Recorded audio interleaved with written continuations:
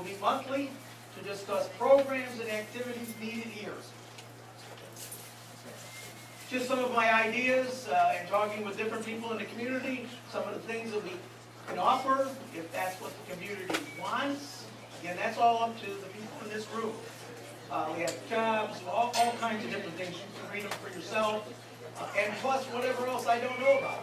It goes on here every day.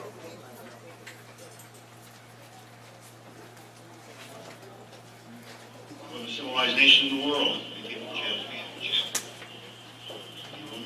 We need more places like this.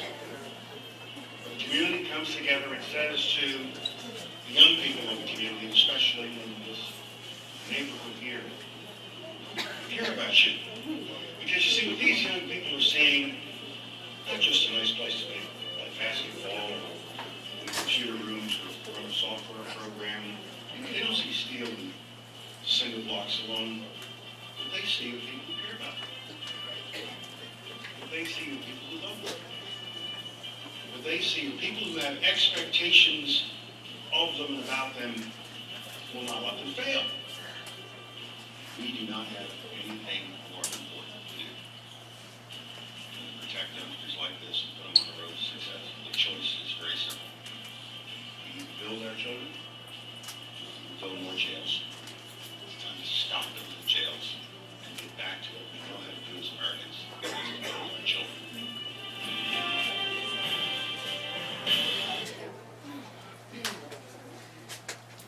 And just to kind of wrap up before I let Mr. Brock talk a little bit about how Boys and Girls Clubs in communities can make a difference.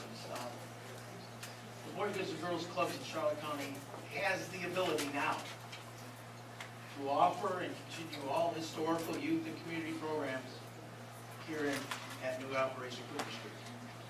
This consolidation of services that we call it, we're not taking over anything, is about opening more doors and windows of opportunity for everyone in this room. It's not about me, it's about people in this community and what we can do to help you. This new Operation Cooper Street Boys and Girls Club will change not only the lives of the kids, but the lives of the families and the community. And it will certainly save lives over time. We will provide a safe place for kids and families to be offered quality programs and services by a caring adult staff of this community.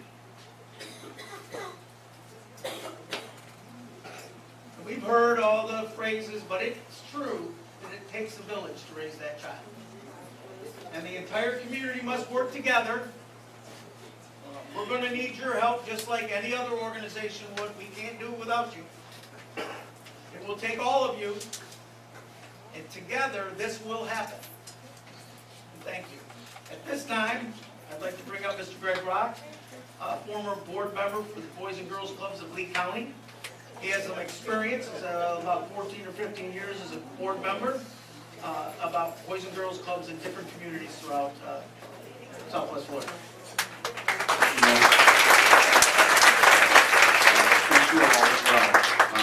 Not a former board member, still a current board member. Former president. Former president of the board. Yes, again, my name is Greg Rock, and thank you all for allowing me to come and speak. Thank you to the board for facilitating this entire meeting and conversation and discussion here this evening. As Lynn said, I'm with the Boys and Girls Club of Lee County. I've been involved for 15 years. 15 years ago, I was looking for something to do to get involved in my community and start to give back a little bit more. I've been very blessed in my life, so I wanted to do something more. And I found the Boys and Girls Club, and sometimes I tell this story and I say, really, they found me. Because some of you might be like me, at least the way I was 15 years ago, and that was all I knew about, at least my perception rather, of the Boys and Girls Club was kids go there, because in my community when I was growing up, there was no Boys and Girls Club, there was a Y where I grew up. But the perception was that the kids come in and they just take the ball and throw it out on the floor of the gym and just let the kids have at it. Well, I was wrong. very well.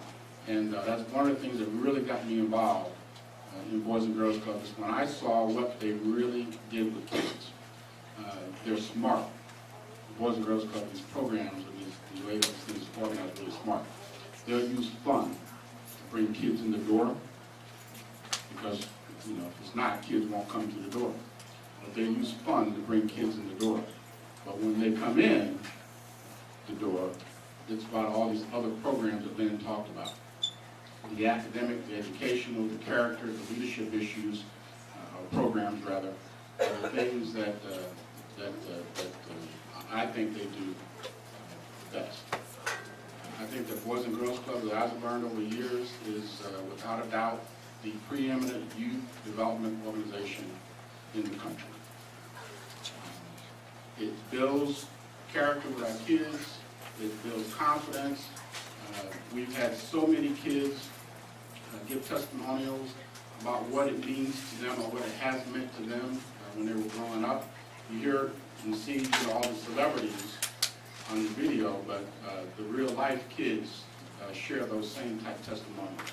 And that's the kind of thing that I think that as a community you can look forward to. I'm listening to the presentations and the discussions here, and I'm just sitting thinking and reflecting and thinking about what I'm hearing. I obviously don't live in the community, but I can feel the community. I made the comment when I came in, I said, wow, what a turnout. So it tells me that this is a community that cares about each other and cares about the kids in this community. So I guess, obviously I'm rambling, but I'm passionate about Boys and Girls Clubs and what it does for communities. I think, just sitting here listening to everyone, I think what I hear you guys saying, the Boys and Girls Club is going to be the right thing for you guys. They've got, just an opinion, they have the resources already in place to do exactly the types of things that I heard earlier.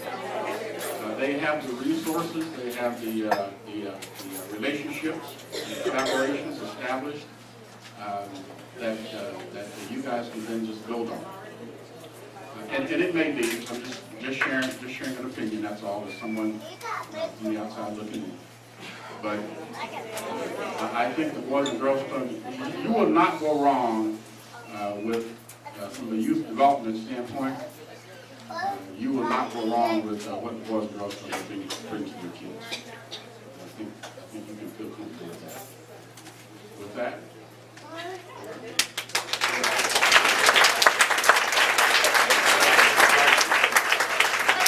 And just to wrap up before we take questions, I would like to thank the community for the opportunity to present to you what we do as Boys and Girls Clubs here in Charlotte County. And the last time I checked, I believe Punta Gorda is in Charlotte County. I'm pretty sure. And I got a little story. 4 years ago, on March 2nd, it was my first day of work here in Charlotte County. And we do have experience here in this neighborhood. I just want you to know that, and I want to tell you why. In 2009, the Gulf Breeze Apartments opened a Boys and Girls Club right down the street. And on March 2nd, I had the pleasure of my regional service director from our national organization. He was with me. It was my first day, and he had never been down Cooper Street, and neither had I. And as we passed this building, he asked me what it was. And at the time, I thought it was Cooper Street. That's all I knew. And that's what I said to him. And he said to me, quote, "That looks like a Boys and Girls Club." I want you to know that. That is, and he might have been wrong, but that was his opinion. That's okay. I would like to thank the board also for giving us this opportunity as an organization. And I will take questions. I believe the first one is that young lady back there. Yes, sir. Everything that the Boys and Girls Club portrays or whatever, Cooper Street already has that established. So All you have to do is jump in and say, hey, Boys and Girls Club, and bring the money. However, I've lived here my whole life. My children attended Boys and Girls Club in every section that you were put in. You've been in about 4 or 5 buildings in Charlotte County, in this community, and you never survived. You also have financial issues of your own, which is why you closed. So what are you going to guarantee us now? And the guy from Fort Myers, the guy you guys running from Fort Myers, the president, Fort Myers probably could use that. However, we have our own community, so we don't need that. And then in Charlotte County, yeah, you might have some, but they're in the schools. They're in the after school programs. You don't have one in the community.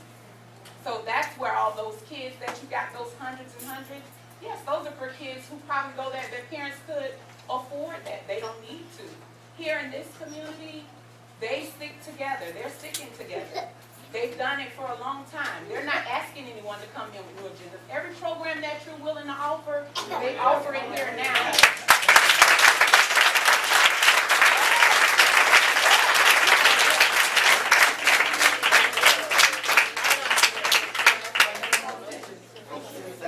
Way back in the, all right behind you, right there.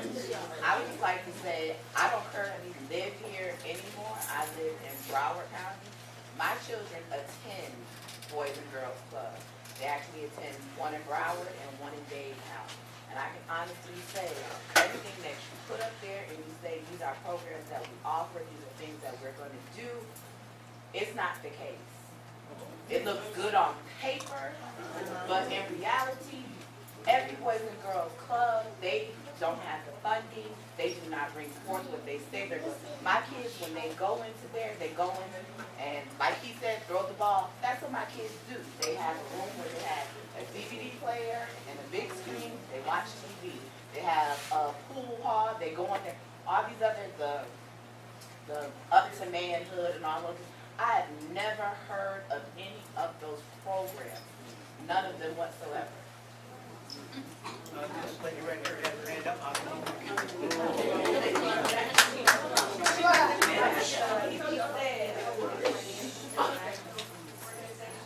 And I see that like almost 80% of the budget comes from club dues.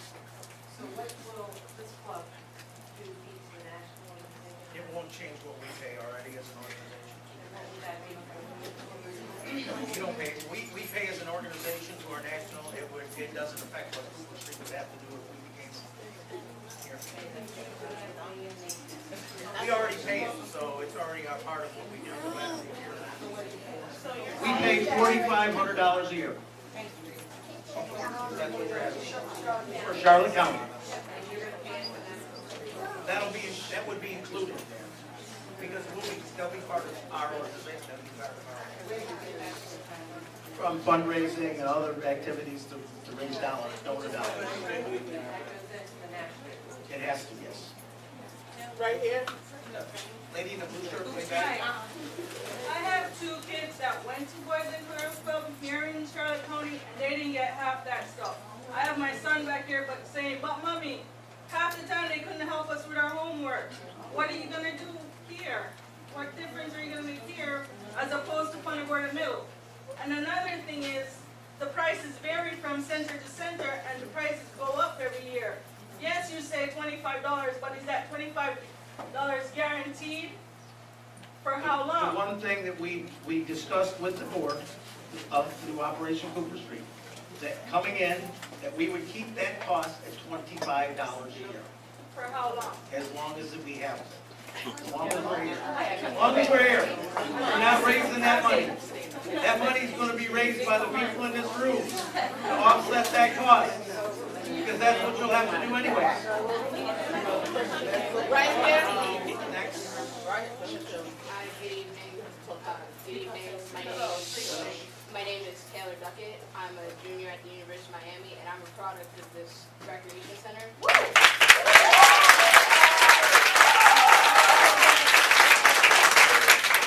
have a few questions about some things that seemed inconsistent with your statements that I want to ask you about. With you setting forth your, and I have a series of questions, and I just ask that you let me get through them, and then they can be answered in any order that you wish. But my first question is,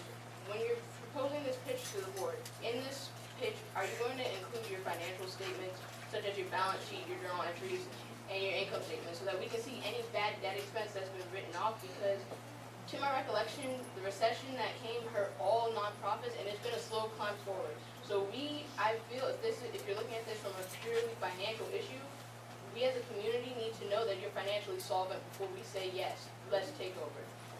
Number two, are you prepared to come in and deal with the cultural and socio-economic diversity in the school?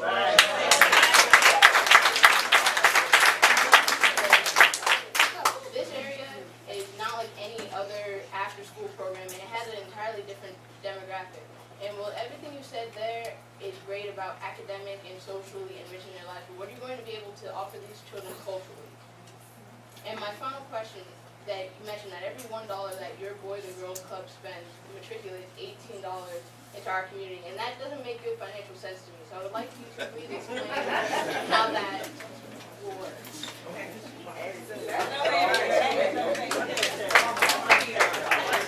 First of all, as a nonprofit organization, we are obligated to be transparent and provide all our financial statements to anyone, including your board or anybody else, so that they can see whether we are financially solvent. This is your right as a community member here in this community and other communities. That was the first one. Second one was the cultural.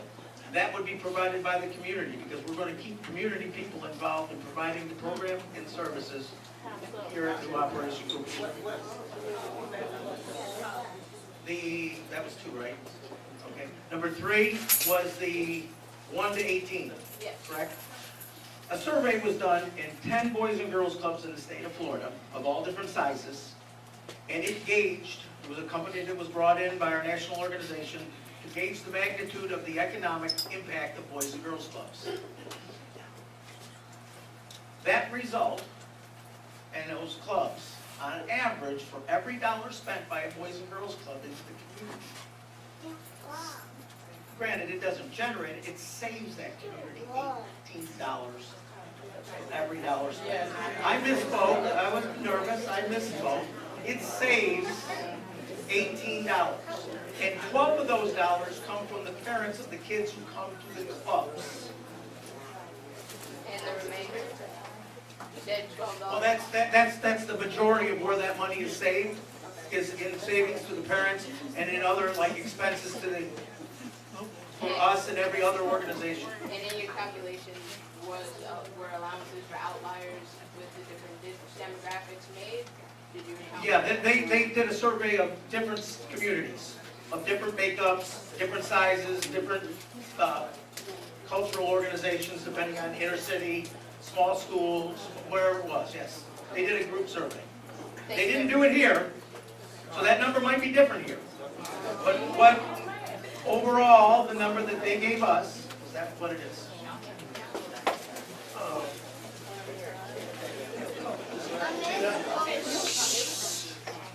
That's a question I like to ask.